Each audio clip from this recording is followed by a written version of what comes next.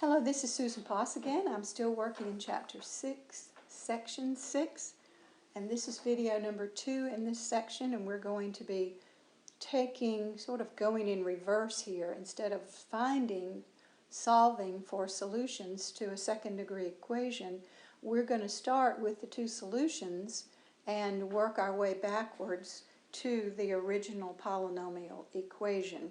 And so I've written something here, x minus c sub 1, where c sub 1 stands for the first answer, the first solution, the first root, and another x minus c sub 2, where c sub 2 stands for a second root or second solution, and I've set it equal to 0, and I've put these two down as factors, so this will look familiar compared to the things that we were just doing in the previous video.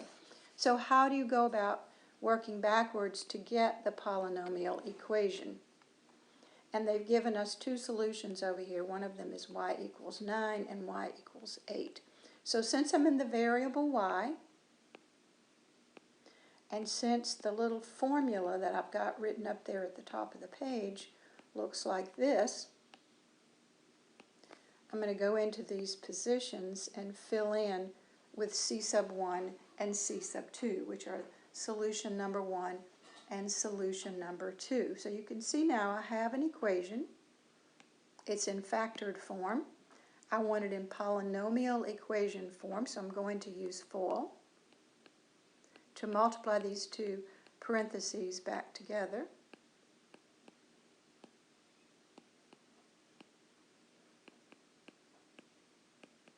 And the last thing I need to do is combine these two terms in the middle, and I'm going to stop right there at that point. So there is the polynomial equation with integer coefficients that has those two solutions.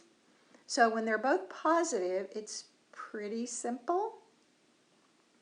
But what would we do if one of them was negative? So let me write down my little formula again.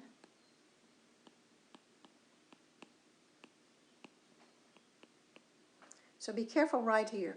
You always want to write x minus, because that's what the formula says to do. But if this is a negative 3 that we need to put in that spot for the first solution, then we're going to have some sign issues here. This is a positive 7.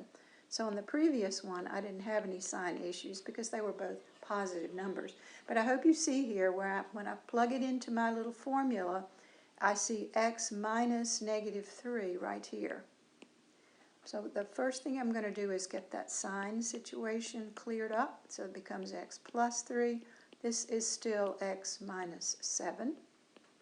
Now I'm going to use first, outer, inner, last.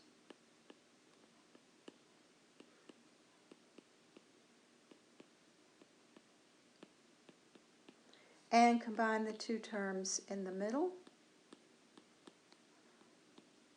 And I'm done. So the main reason I wanted to show you that one was to look at what happens when one of the solutions is negative. And I have one more where both of the solutions are negative. So you can probably already anticipate what's going to happen.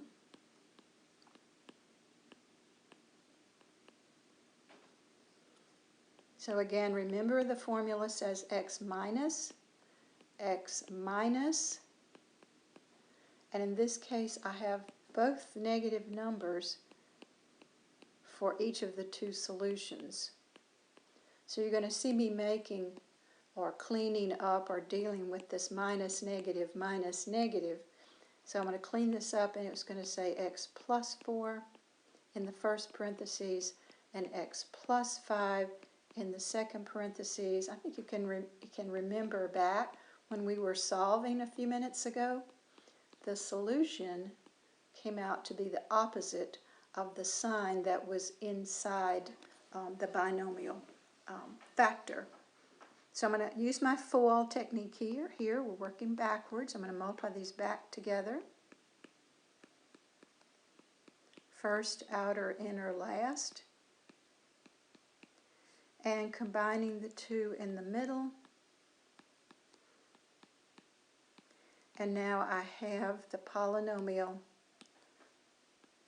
equation with integer coefficients that has those two roots. So I hope that will help you in working backwards from the solutions back to the equation.